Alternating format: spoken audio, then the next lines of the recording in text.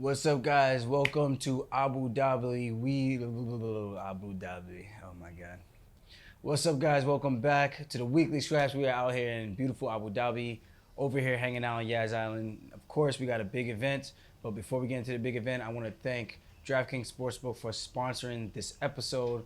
Thank you, DraftKings. Use my promo code FUNKMASTER to go get your percentages for your winnings, and we'll get into the ad read later. But first, let's get into the mix.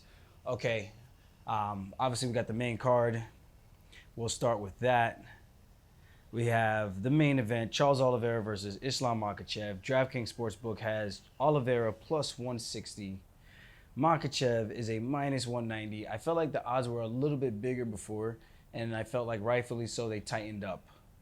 Now, this fight is a striker slash jiu-jitsu specialist versus a grappling specialist who's very technical with the stand-up, but I wouldn't call him per se a striker in Makhachev.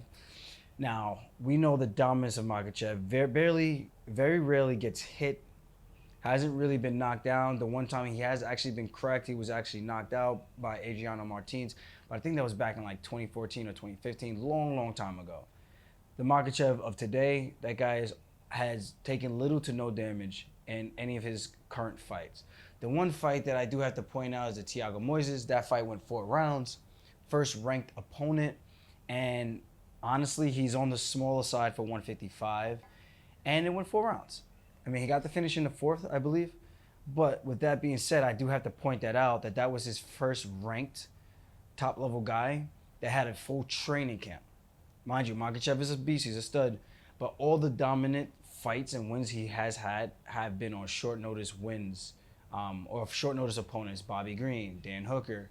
I think it stops right there. But it just makes it a little bit more difficult for me to really judge where he's at, because he's not like Charles Oliveira, who's fought literally the best guys in the division. So yeah, he's been knocked down, he's been dropped multiple times. We've seen this, but what does that mean if you're still getting up, overcoming the adversity, you're fighting the highest level of competition, and you're winning? You're not just winning, you're winning in style points, getting the finish. So for me, I have to look at that and give that some type of merit and respect. And I just feel like the Makhachev camp maybe has been, I don't want to say right, I think they're very confident for rightful reasons, but maybe they could be a little too overconfident going into this one. And if they are, that could be a very big problem in dealing with a guy like Charles Oliveira. Because again, once he does get rocked, if he does get rocked, and Makhachev isn't the ultimate striker, so maybe he doesn't quite rock Oliveira and get the fight to a position where it's like a Justin Gaethje or Dustin Poirier where they want it, you know? So it's more of a grappling affair. So it makes me wonder, how much will Makhachev shy away from the ground? But I do think his game plan has always been the same: take you down, smash. Even when he fought that really high-level jiu-jitsu guy, I think Davi Ramos, he dominated the positions, who's a multiple-time world champion in BJJ. And if you haven't noticed, I'm repping America, bandana, repping Jamaica on the left arm, keeping the biceps strong, baby. I just think it's a tough one to call. This one for me is a coin flip, because I think they both have great tools to win. We know what Oliveira is going to bring to the table. Action-packed. He's going to be in your face the entire time. But what will he do when he's taken down by Makhachev? And Makhachev is raining down some ground and pound. Or Makhachev is just controlling the biceps and sitting in the guard and driving forward and keeping heavy pressure and taking his chances of chipping away with short shots and then going back to control. Will Oliveira be able to create some space, create some distance, look for submission attempts, maybe fight off of his back, looking for elbows and things like that? It's a very interesting matchup. Plain.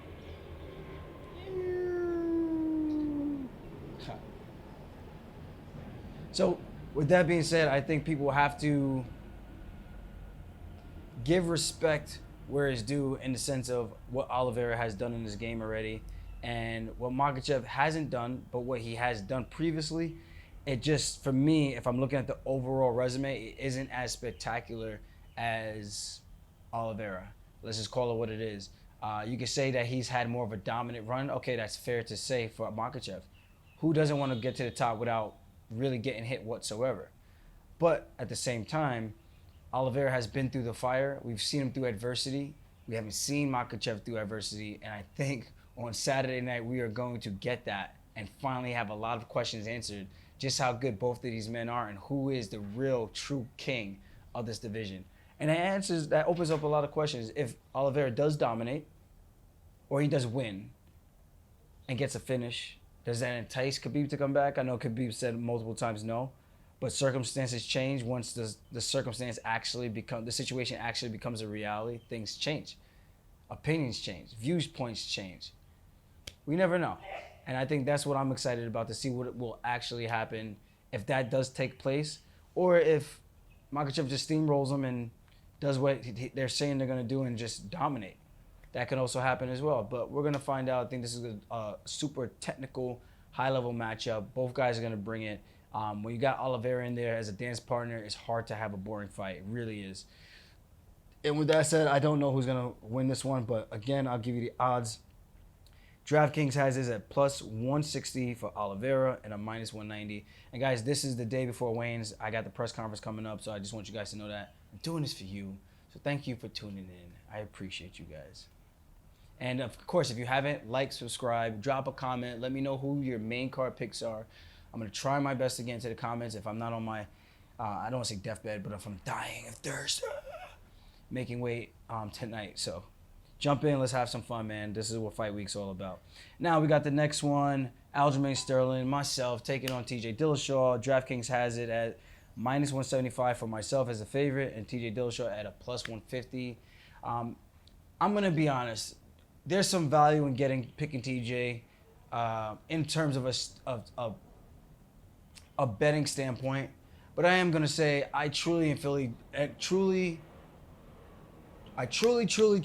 do not feel like airplane. I truly feel like TJ Dillashaw of old has passed him by a bit. I still think he has the skill set, but I think he's a little bit slower. I don't think he is as durable as he once was. And I honestly feel like I'm going to be the bigger man in there. And I'm not saying this in a cocky way, but I do think there's value in a former champion. So in terms of making a pick or hedging your bets, I think it's a smart play. But I do think if you're going to bet TJ straight up, then you're pretty much taking a chance of losing your money, because I really think I'm going to smack this guy up. That's just my personal opinion. I think my footwork is going to be tough for him to deal with. My range is going to be tough for him to deal with. I mean, he had some success with Sandhagen, but Sandhagen is more of a, he shifts stances, he backs up, and then when you crowd him, he allows you access to get to his hips and take him down and get to his back. I mean, TJ is going to try to do that, and if he does do that successfully, we're in a clinch position. I'm not going to give him my back. We're going to be in a position where it's 50-50. I'm looking for double underhooks. I'm looking for body locks, looking to take him down. And I think he's going to realize how much stronger I am in that position, where he's going to need clean takedowns in order to even get the fight down to the ground. Otherwise, if he doesn't, he's tangled up with me, and he's going to find himself in some type of entanglement. And I don't think that's where he really wants to be. Now, he's good with the ground and pound on top. The guys he had fought, they let him get off a couple good shots. Sandhagen going for the leg lock, getting punched in the face a bunch. I'm not going to be doing that. I'm going to be using my two hands to occupy, defend myself, looking for ways to tie him up, looking for wrist control, looking for submission, throwing up triangle attempts if the fight does hit the ground and I'm on my back. Looking for elbows. That is the one downfall about being outside in this beautiful weather. But I'm going to be looking for my openings. And on the feet, staying long, staying rangy.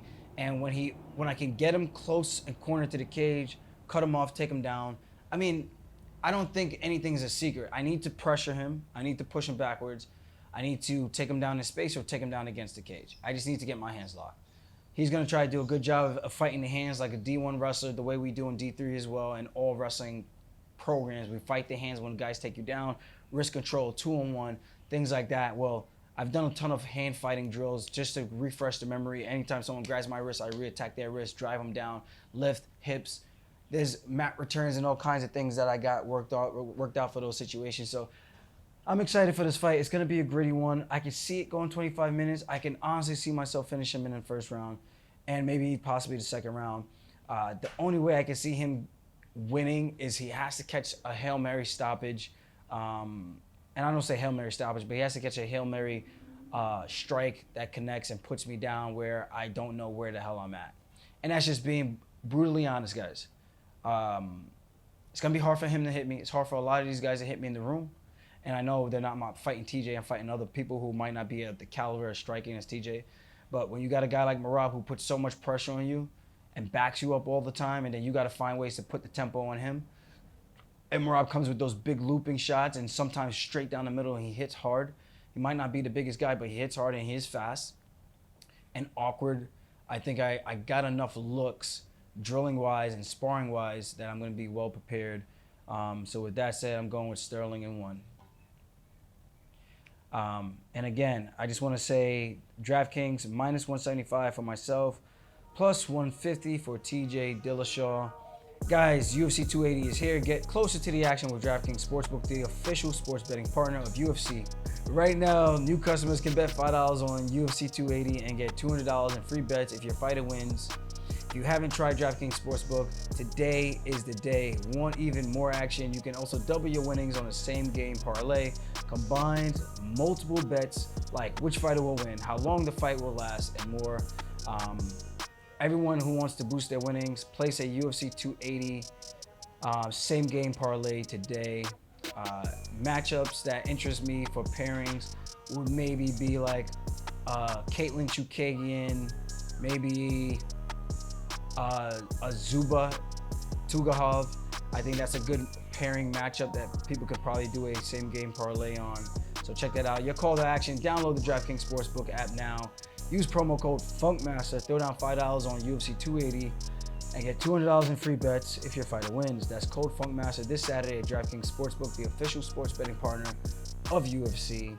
Obviously, minimum age and eligibility restriction apply. See show notes for details, and make sure you check out the disclaimer. If you were someone, I was a gambling problem, crazy, call 1-800-GAMBLER. DraftKings Sportsbook. Thank you guys. Promo code Aljo. Promo code FUNKMASTER. My bad. All right, our next one on this card, Petr Yan versus Sean Omalley. A lot of people are going to be tuned into this. Petr Yan is coming in at a minus 265 favorite. Omalley is a plus 225. Underdog, man, I don't know which way this one is going to go. Omalley didn't look all that impressive against Pedro Munoz. It was a close fight in that first round. Pedro won the first round, not by much. It's a 3-round fight. Petr Yan starts the fight relatively slow, from what people always say. Oh, he's downloading data, He's downloading data. It's a 3-round fight, bro. You can download as much data as you want. You fight a guy like Sean Omalley who has great footwork, long rangey, who's hard to hit up top. That downloading data is going to backfire. So with the plane,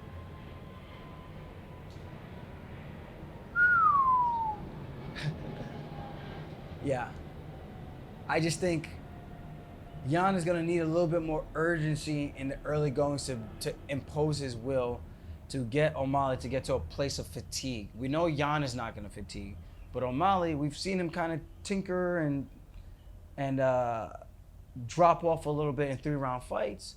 So I can see Yan looking to implement a little bit of wrestling. We've seen it at his open workouts, seen it in his UFC countdown. Maybe it's a little gamesmanship, but I can't really see him out there just trying to kickbox with a longer, ranger, lankier fighter. That doesn't make a ton of sense. Use your ways to win, all your tools. Make it an MMA fight. Don't make it a kickboxing fight where the guy who has the better assets in this particular matchup, like if I fought Omalley, I fight Sandhagen. It's one of those things where I'm just not going to let ego get into that, where I'm trying to kickbox a guy who's so much harder to hit. He could throw a kick. I can check it at the very end. He's going to be touching me up, and I'm going to be trying to reach inside. And as I overcommit, they could come back and swing with a check hook. So just imagine this, guys. I'm giving you a scenario. I throw a long-range body or head kick. You have to check it or cover it or react to it, defend it, or get out of the way. Or if it does brush you, hit your arm, chop down on your forearms, it's doing damage. We're not wearing shin guards where it's more padded. We're doing damage with the shin bone on the forearm. That counts. That actually is pain. It actually is impactful. even if it's not landing flush where it's like straight to the body. If it lands flush on the arm, even if you check it, it still does damage, guys. I don't think you understand that unless you've been in there and actually sparred or actually been in a fist fight. So if Omalley could get a bunch of those off, and then Jan tries to counter and he rushes in, and Omalley lands and comes back with a cross hook or something straight down the pipe and then gets his head off the center line and then bounces out of there, he's dictating the pace of the fight, even if Jan is being aggressive and swinging. If he's swinging and he's missing, it don't count for shit versus the guy who's landing the strikes, even if you're checking it. I'm not talking about the check kicks. The check kick hurts both people. So that's why I think people have to be a little bit more nuanced in situations like that to understand what's actually going on. No one wants to check a kick on the arms and block like this. No one wants to block it on the shoulder. You can get a dead arm like that. So people have to be mindful of these things that are happening. So I think Omalley has the good tools in this particular matchup to win based on the size disadvantage or size advantage that he has. But I think Jan is going to be more experienced, chopping down the legs, attacking the body with straight attacks, front kicks, closing the distance, and trying to make it a gritty fight, using elbows inside, because trying to fight a guy like that, tying him up, slowing him down, getting frames in the clinch, that's his way to win, man. You got to make it gritty like that. You can't go out there and just fight a kickboxing fight like that with a guy who has so much more range and reach. And I'm not saying Jan can't catch him from the outside. He can, but it's going to have to be a perfectly placed shot, maybe later on in the fight, where he could take away some of the footwork and the movement from Sean Omalley. So this is going to be a great fight. I'm super dialed in for that one as well. Hopefully that one is going to be the one that sparks it and lets me know, like, hey, motherfucker, it's time to go. We are in here and ready to scrap. It's UFC 280. Can't wait, man. I'm super excited. So also, DraftKings minus 275 for Piotr Jan. Sean Omalley is a plus 225 underdog. So there's some value there. Again, you could parlay that with maybe Omalley and Zuba. And I don't know, same game parlays. DraftKings Sportsbook is offering that. FUNKMASTER is my promo code. Use that. Check it out. I think that would be a good parlay bet. Now, also, I want to give a shout out to G Fuel, gfuel.com. Use my promo code Aljo for the rest of October, 30% off, and then my promo code drops down to 20% standard across the board. So get 30% off. Drink G Fuel. Tell them I sent you. Promo code Aljo. Next up, we have Beneil Dariush versus Gamrot. Really good fight. Gamrot is a minus 190 favorite. Dariush is a plus 160 underdog. Now, this one's interesting because Dariush is a great grappler. Gamrot's a great grappler. We got to see Gamrot in action against Chookagian. Really high-level technical fight. Chookagian was doing well with the striking, and then whenever it would grapple, even if he got a takedown, Gamrot would outposition him, get the reversal, or Gamrot would get the takedown himself. I think with Dariush, the time off could play a factor. I'm not saying crazy ring rust. He wasn't out for like a year or so. At least I don't recall. But I will say that when he does get into the firefights, he's a better striker, I think, in this matchup. But I do think in the fights where he does get into those striking affairs, he does get touched, he does get wobbled. Somehow, some way he stays on his feet and he manages to come out the fire on top. So I think that's a little scary for me because only so many of those wars you could constantly win. With that said, I don't know which way this fight's going to go. And I know that's a theme. I don't know which way this fight's going to go because all these fights are so close, guys. I can't just give you a definitive pick.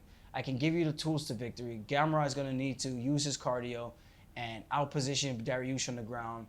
Dariush, I think he's going to need to use his striking because Gamrot might be the faster, slicker grappler on the ground, but if Dariush gets on top with his grappling, I'm telling you, his BJJ is super tight when it comes to control. Very traditional base. He holds position, he locks you down, and that's what makes him dangerous.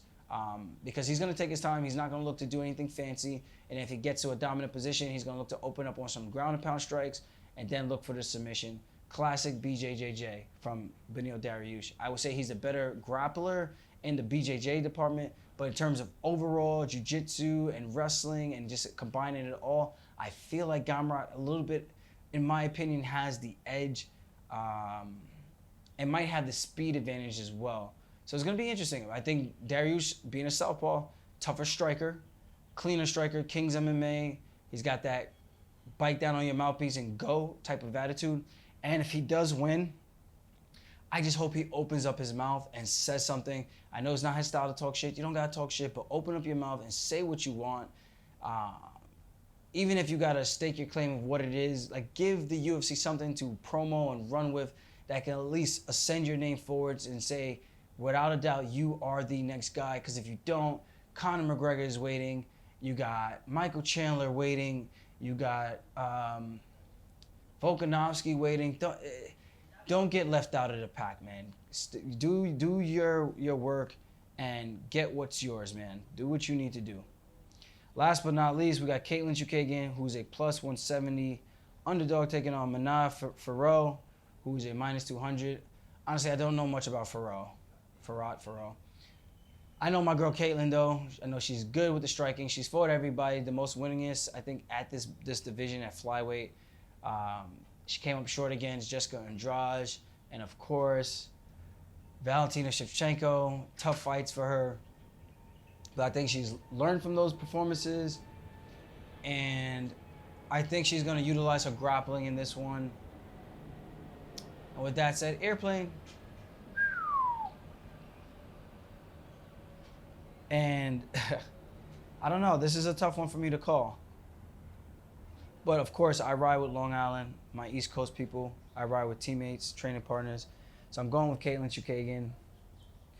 Guys, I'm sorry I'm getting really, really tired, dry mouth, cotton mouth, but trying to get through this, powering through, and I still got one more interview, and then I get to finally take a little bit of a break and relax.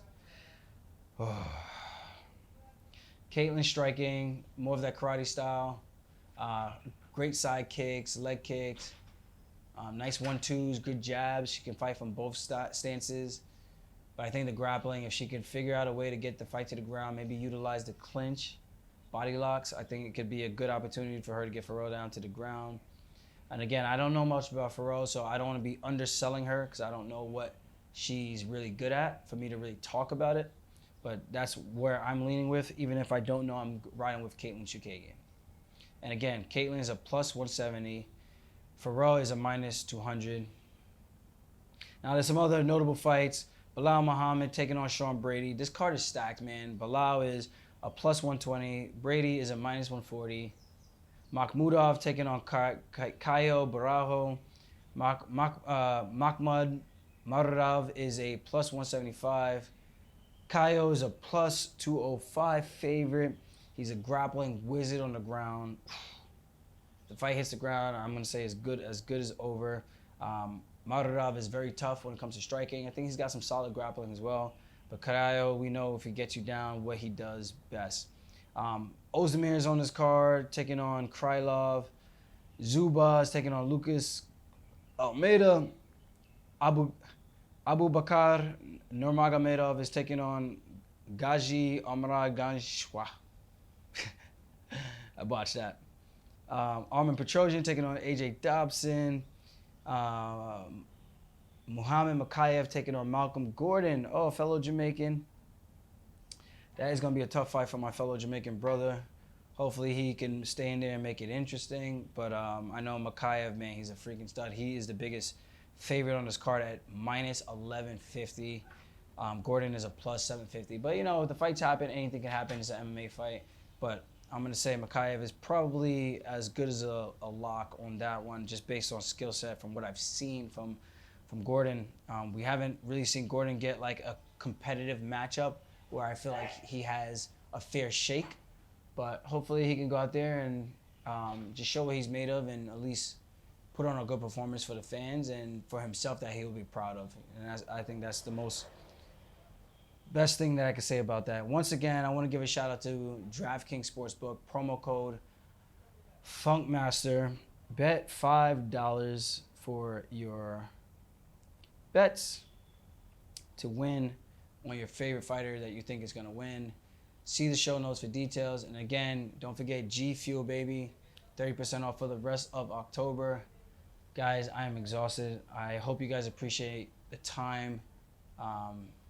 As always, I appreciate you guys taking the time to just listen. We'll try to get some timestamps and whatnot. It's been a tough road, man. last day is always the shittiest. And last but not least, I just want to give an update. Everyone who's been tuned in, supporting, much love and appreciation go out to you guys near and far. I truly appreciate the fans. Whether you're supporting me or going against me, man, it's what the sport's all about. There's fight fans, there's haters, there's supporters. That's what makes this a beautiful sport. At the end of the day, two athletes, they get in there, they give their best. Someone's got to be wrong, someone's got to be right. And hopefully I did my homework in the past 10 weeks, helping out Marab, getting my PT right to help out with some of the lingering injuries that I still currently have. And I'm not making an excuse. I think all fighters, I would say TJ's probably dealing with some lingering injuries as well. We all do, and we all make it to the fight to still put on a show for you guys, the fans. So I appreciate you guys tuning in. And everyone who's actually buying the fights and not streaming it, getting together with your friends, throwing a couple dollars together to make a pay-per-view purchase. We appreciate that. I wish everyone in the pay-per-view got a cut of the pay-per-view, but it's only the champs. And for this one, I'm happy that Oliveira and Dana's doing the right thing by Charles Oliveira and giving him an opportunity to get pay-per-view points on this one. So that's good on him. And maybe Makhachev is getting the same thing because he is a big pioneer on this card as well. Fiorot, Sean Omalley, those guys all deserve a cut of the pay-per-view. So you guys who are showing up with your dollars, appreciate that, man. And hopefully we can do like a meet and greet or something like that when I get back. Win or lose, I always say the same thing before my last 5 fights. It's about the performance, man. Nothing else matters. That's what I'm going to remember at the end of the day, how I performed. And I really do think you guys are in for a show on October 22nd. So win or lose, life goes on. A little adversity doesn't stop you from getting back up and getting back on the horse and doing what you need to do. It's the way of life. We all get up and we do put our pants on the same exact way. The sun's going to get up and shine and go down with or without us. So that's my motivational piece for you guys. Stay blessed. See you guys later. Peace.